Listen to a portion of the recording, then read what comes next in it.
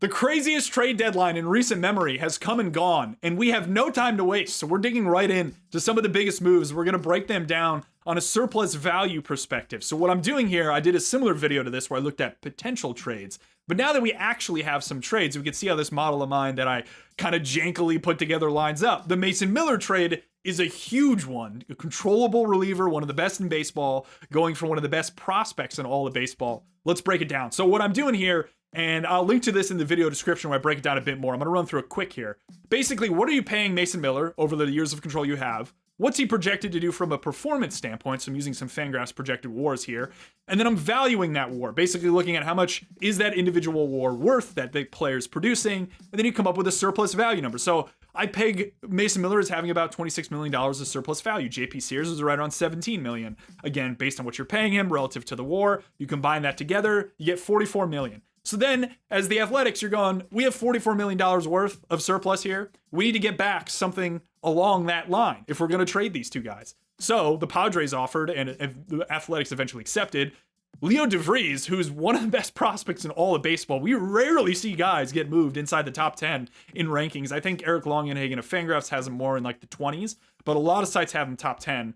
Braden Nett, Henry Baez, and Wardiel Nunez. DeVries is the big piece here, but the way we can look at this is essentially using future value tiers. So Fangraphs did an article a while back where they talk about what the value is at each of these tiers. So it's pretty easy because that's a surplus value number. We could kind of basically combine the value of all the guys they gave up and compare it to the surplus value of the guys they're getting. And we can see that a lot of these trades are going to be overpays, which we'll get into in some of the reasons why. You probably have to overpay at the deadline, which is kind of a weird market relative to free agency. But basically, DeVries is the piece here, right? If you even knock out these other three pieces, you know, it's relatively even trade. It sounds like the Athletics just wanted these other pieces back to protect themselves to some extent. Braden Nett, interesting starting pitcher, is already 96, really deep mix. Not a ton of strikes for a guy with mix. Baez reliever, and Eduardo Nunez is also a reliever here too. So, anyways, DeVries is crazy, $51 million here. And how we get to that is looking at a guy in this future value tier that's a 55. So we could go down and look at what Fangraphs is grading as someone who's a 55. This is an above average hitter, basically posting about 2.5 to 3 WAR per season. The other thing I'll point out, DeVries is incredibly young. There's a ton of variance and risk on his profile, right? We're not going to get him in the major leagues for another 2 to 3 years. We'll eventually see what he is when he gets to the major leagues. You know, there's been some not, I wouldn't say knocks, but people questioning his bat speed. I've heard this a couple times. He doesn't have the bat speed of like a Connor Griffin or a Jesus Mate at a somewhat comparable age.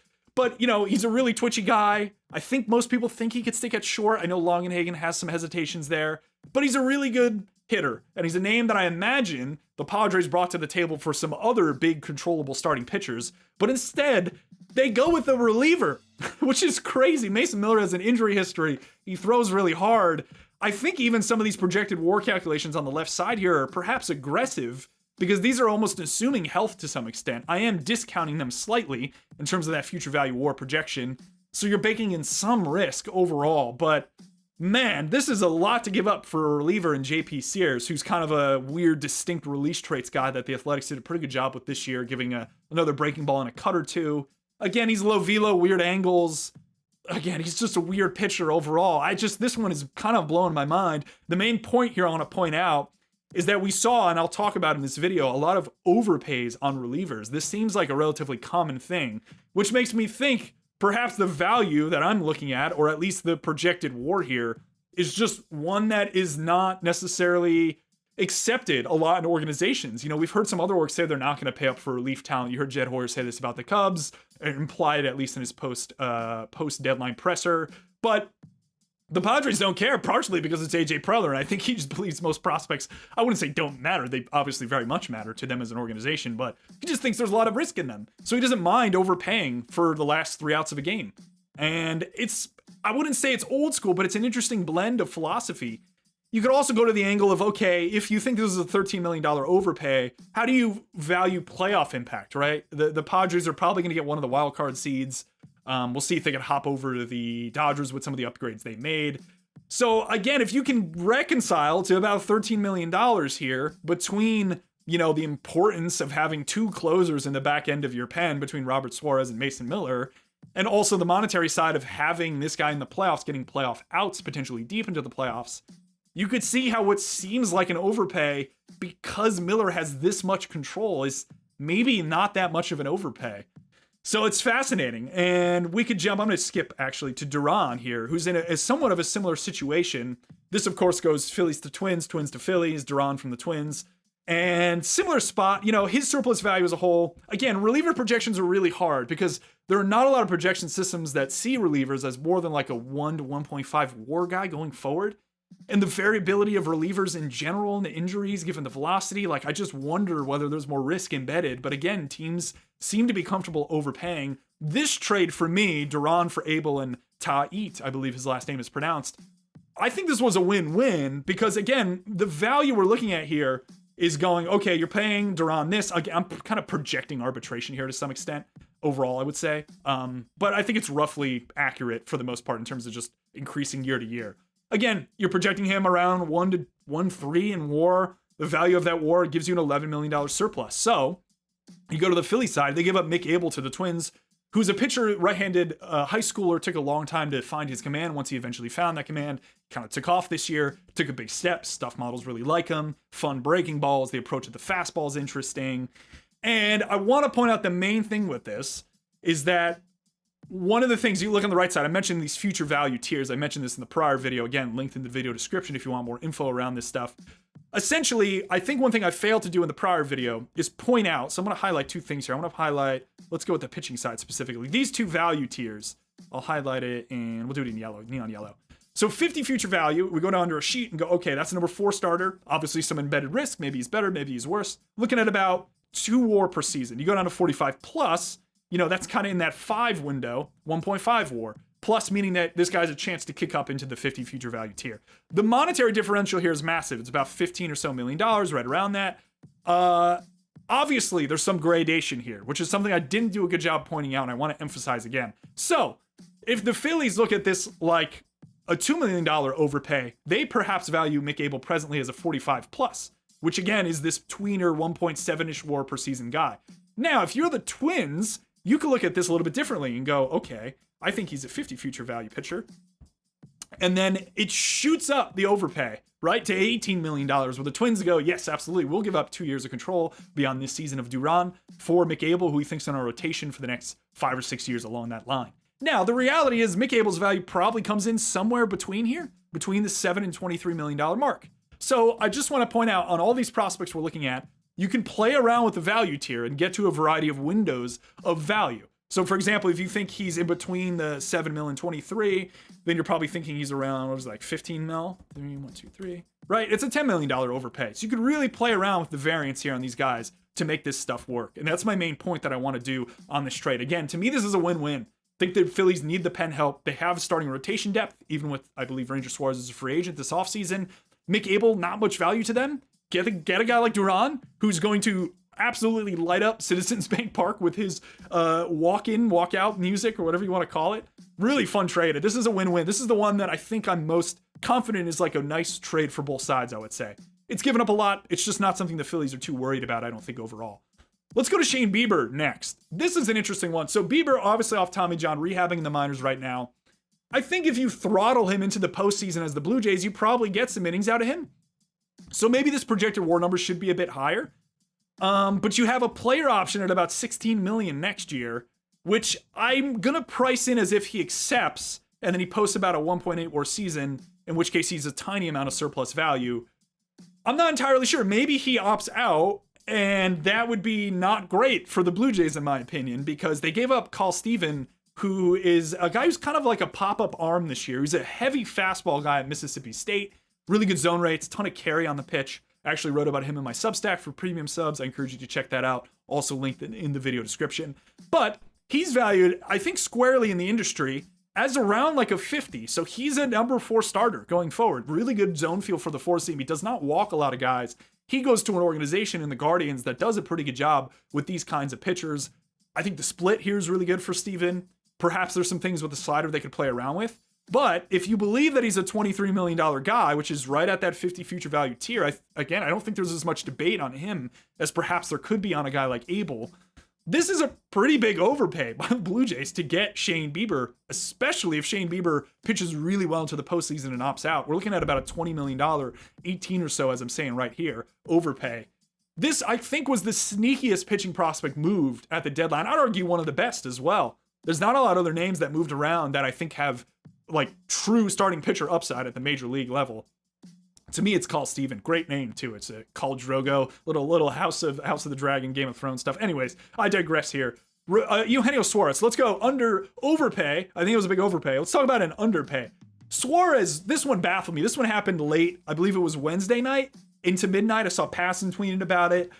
I'm a little surprised this is all Eugenio Suarez returned. Okay, you have him on rental. You're paying him another. This should be discounted slightly, so this might be a little bit different. Let me multiply this 35. So you pay him another 1.6 million rest of the season, right? You got him at 1.3 WAR, and that's at $13 million. So his surplus is around $11 million. It's actually kind of a what's our comparable surplus? Yeah, it's funny. This is a little bit crazy. This is maybe where the surplus models go wrong, but I have him as a comparable surplus to Jhoan Duran. Partially again because relievers are just weird in terms of the valuation on them. It's the thing I struggle with, I think, the most at this deadline and how teams approached it was figuring out exactly how you value relievers as a whole. But anyways, Suarez, okay? $11 million surplus. You get basically 3 40s back. Locklear's a guy that I have to imagine as the Diamondbacks you're looking at as a 45. So then that looks a little bit more even overall. I'm just surprised that a guy 3 weeks ago that was considered like one of the best rental upgrades is all of a sudden, I think, underpaid for. Hunter Cranton, electric fastball, really fun pitch. Just doesn't zone it like at all, and he's a pure reliever. I'd say the same with Juan Burgos. So you're betting like Locklear as a first baseman. I struggle with this is the best offer they got. It must have been a situation where they were looking at all these arms, even Cranton. If we bump Cranton up, I mean, you can't even, if you want to bump him to a 45, you're basically saying he's like a leverage reliever that only kicks you up another couple mil. This one I struggle with. I imagine this was the best offer on the table, or maybe they were too aggressive in their offers early. I'm talking about like the Reds who were mentioned with them, the Yankees who were mentioned with them. Go get Brian Hayes and Ryan McMahon. Maybe there were just so few suitors here. The Cubs, Matt Shaw had been playing well. Maybe there were just so few suitors that they eventually got to the Mariners. The Mariners were like, we think we're the only ones in this. This is our final offer. You're really going to not trade Eugenio Suarez? Anyways, that's a weird one. I think it's roughly an underpay by my model. And again, I'm juicing some of the numbers here on these guys. So $3 million, this says underpay. It's supposed to say underpay. And we won't make that green, but you get the point here. I know I had overpay here. Merrill Kelly, another one. This is a fun one because I think that this is one of the most interesting from a... I got these mixed up here. We're going to switch these quick. Switching them quick. Hold on. We got this. Boom. There we go. That's correct. Thank you. Rangers, Cole Drake, David Hageman, Mitch Bratt going for Merrill Kelly. I gotta say, I know that I think they didn't get a lot for Eugenio Suarez. I love this return. I think they did a great job here. Merrill Kelly, obviously one of the more desired pitchers, just from a floor standpoint. I feel like he's an automatic 6 innings, 2 earned in the playoffs. Really stable arm, projected for a WAR rest of season. He surpluses around $7 million, and as a result, you give up basically 345s to get you into this window. That makes the trade somewhat even, but I think this is a bit of an overpay. And I like it for the D-backs. They get pitching depth back. Cole Drake is kind of an interesting lefty, hard velo here. Really good results on basically everything he throws, and their strikes, and he's a lefty. A little bit of deception there. David Hageman is kind of like a sneaky arm they got in the draft. Big extension. His secondary command for his age and training age, etc., is really strong. I think you can value all these guys as 45s. One thing I haven't done here to show is essentially I'm pulling these value tiers from the individual Fangraphs rankings on the pitching prospects and just prospects generally. Now, most of these, I'm maybe massaging a few of them because Longenhagen kind of updates his periodically throughout the year. So you could play around, as I said, in the McAble point with the tier on some of these guys, but he has all these guys basically lined up around 45s. And it's a really nice haul to get 3 45s back for a guy that's a rental. Now, the thing I don't have factored in here, which again, I'm admitting, totally understandable. You probably have more surplus here because of the qualifying offer they could have extended to him. And valuing that qualifying offer is a bit of an odd thing. That's generally going to end up being like a comp round pick overall. So I think that value ends up being in this window about 3 million or so. So I'm not entirely sure I want to build that in specifically, but think about this being less of an overpay, particularly because to move Kelly, it made some sense. It made some sense for the D-backs to hold and then extend the qualifying offer and pick up, I wouldn't say a comparable arm to one of these guys, but an arm in that sphere. So again, qualifying offer not coming in here, but this number is probably a bit lower from an overpay perspective. Really like these arms the D-backs got back. So Suarez, don't love that deal overall. Kelly, absolutely love that deal. Then we go to the Mets, because the Mets did some crazy things and acquired 2 pitchers, both on rentals, and they did it by trading a bunch of pitching depth here. They're trading from their strength. I did another video where I talk about them being one of the most interesting organizations from a pitching development standpoint. They're in like year 4-ish of a rebuild on the minor league side. They have a ton of arms. The Cardinals get back 2 of those arms, and Jesus Baez, who's kind of like a third base, more upsidey profile. He's probably the piece that they wanted the most in this. But Nate Dome and Frankie Lassault are interesting. 2 guys, I don't necessarily know if I project their starters long term. They're probably in this 40 future value tier. But if you're the Cardinals, again, new pitching brass there. They had an interesting draft. I think it's comfy to go. I think both these guys have the ability to pull into our 45 value tier, which makes them a number 5 in rotation. To do that for Ryan Helsley, it's fantastic stuff. I think this is the exact kind of move you make as the Cardinals trying to rebuild. We'll see what Baez becomes, but even if he's not your everyday third baseman down the road or anything along those lines, which would be a massive win based on a rental on Ryan Helsley. But for the Mets, Dome and Lassault are somewhat expendable. They have Jonah Tong and a variety of other guys in their system that they probably project stronger. Brandon Sproat. And they're able to give up 2 guys at Brooklyn right now that don't really have massive impact on them.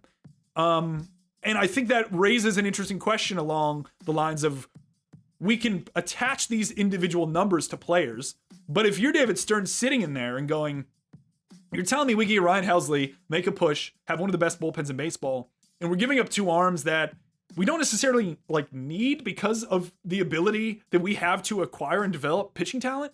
So I wonder whether internally the Mets are looking at this going, we get this is an overpay, but the context of our organization makes it so that we can overpay on this particular kind of player and not really care at all. And we saw this again with the Rodgers trade, which I think is even more of an overpay, but I mean, go get your guy, I guess. His surplus is only $2 million. So by that standard, any one of these guys, that would have been fine. Just Blade Tidwell would have been fine. Instead, they throw in Major League Jose Butto and Drew Gilbert. This was, again, I think a pretty massive overpay, but one that in the context of the Mets makes a lot of sense. And I also will layer in the other point here that I haven't touched on, but 40-man roster implications around some of these guys is going to influence things. So again, the Mets perhaps just don't see a lot of upside in Tidwell and Butto, and Gilbert as well, to the point where they're looking at these guys and going, I don't really necessarily want them on our 40-man if we have other guys who eventually have to kick off for them. So what if we just convert them now into Tyler Rogers, a name that we need down the stretch here? Weird arm angle,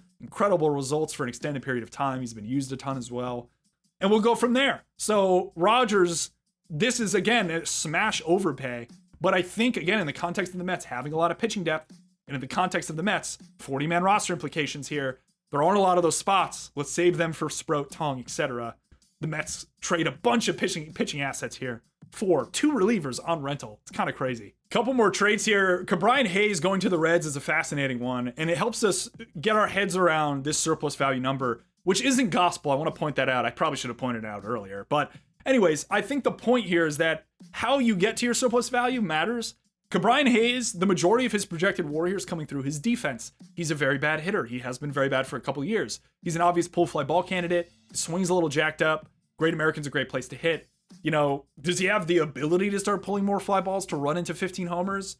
I have no idea. I imagine that's the bet the Reds are making here, on top of just having a really good glove at third base overall. And that's how you get to a crazy underpay here. They basically give up Taylor Rogers, who's negative surplus value. Again, the Pirates ended up flipping this for 2 pitchers from the Cubs, Sam Armstrong and Ryan Gallagher, who are both in this 40 future value-ish tier. So they ended up getting some value back. They didn't, if you're looking at this from the Pirates perspective of missing $18 million, you could probably bring it down to $10 million with the arms they ended up getting from the Cubs for Taylor Rogers. But it's a great question. Do you pay more for the offensive component of WAR? And I think you obviously do, because the market here was not $21 million worth of value. I think the Pirates did a reasonable job flipping him for 2 minor league arms. They've done a decent job on the minor league side. I think they've just failed Brian Hayes. So You could say that this is like a fine trade overall because you got off the distressed asset, but the bigger problem is on the hitting side with the Pirates of, can they develop hitting talent? I have no idea. They haven't really shown a track record of doing so. But that's a great question, and I think it points out the flaw to some extent with the surplus value number that we've been looking at. Okay, combo one here. This is Ryan O'Hearn and Ramon Laureano. I was actually a bit surprised when I was counting out Ramon Laureano and his surplus because he projected on a pretty good WAR number because he's done really well this year. He's only at about a $6 million salary next year, a little bit over that, 6.5 mil. Or I think that's arbitration for him, actually. So that's my projection on his arbitration. But yeah, so he's 18 mil. He gets a 24 surplus here between O'Hearn and Laureano. And the Padres go with a quantity route here and end up giving up a bunch of guys. And it gets us to another pretty steep underpay in terms of what they've given up here. And again, sliding scale on our future value side over here. So I imagine if you're the Orioles, you're looking at like a Tyson Neighbors and going, you know, okay, he's a reliever. So let's go, okay, we think he's, you know, a low setup reliever. So that'll put him as a 45. You could play with this a little. That gets you down. You know, Boston Bateman, huge dude. He probably should be throwing harder than like the 94 he's sitting. Maybe they see him as more like again, another kind of future value 45 that gets it up to 11. Cobb Hightower, we could push him to a 40 future value pitcher. Figueroa, I don't know much about, unfortunately, but let's go 40 future value bat. You can bring this down a bit by playing with all those numbers. You can see me kind of playing around with the calculation here as to why the Orioles would be willing to do this on the rental. They went the quantity route, got some pitching, made some interesting moves with Mullins as well, and picking up Ramon Gomez from the Mets, who throws 100 miles per hour. So I think the Orioles had a sneaky good deadline, despite the fact that it's a little unfortunate that that team is selling, given how good they are and some of the assets they have under cost control deals. But don't tell anybody else that. Last one here, the Cubs, Mike Soroka. Interesting one. This is a rental. I think this is another like appropriate value one. It's a rental. He's projected for like 0.6 WAR. He'll probably be used in a starter reliever capacity for the Cubs. And they give up Christian Franklin and Ronnie Cruz, who are both, you could argue, 40 future value bats, I think. You want to go to 40 plus on them, fine. That's fine with me. You could jump it, and I don't think it's going to have that much impact on the overall value here, right? Slight overpay for them. That feels like an appropriate deal overall. So I hope this was informative to help talk through some of the numbers. I think for the most part, I'm pretty happy with how this janky modeling of mine works. I think it's a great way for me to just get an understanding of how guys are valued by orgs and play around with, okay, the team made this deal because maybe they view this guy as a higher value. And then you think of the use case of like, okay, you know, you go back to the Bieber trade and you're like, why would the Guardians and Blue Jays do this deal? The Blue Jays maybe just view him as a 40-45. Maybe they don't think the slider development's ever going to work. And maybe they really like Shane Bieber. And then the Guardians are like, okay, yeah, we think that, you know, there's some universe where Carl Steven ends up being a 55 pitcher, which means he's a number 3-4. I think there's a possibility of that as a 2-5, partially because the command is so good. So that's going to look like a smash, I think, to the Guardians in a couple of years. But that value differential is big. And the other big takeaway here, again, the reliever stuff's hard to value. I'd be really fascinated to see how teams internally model relievers, just because it's you're never going to get there from a pure value perspective. So it's got to be someone taking in all this information from a model standpoint and just standing on their gut and going, hey, we need these outs. I think this will make a difference in the postseason. And I value that around, say, $13 million or so, which is a lot of money. But, you know, you get deep into a postseason, you can make that up from a revenue sharing perspective in terms of what teams get pretty mightily. So that's what I got. Trade values. Hope you enjoyed it. Take care.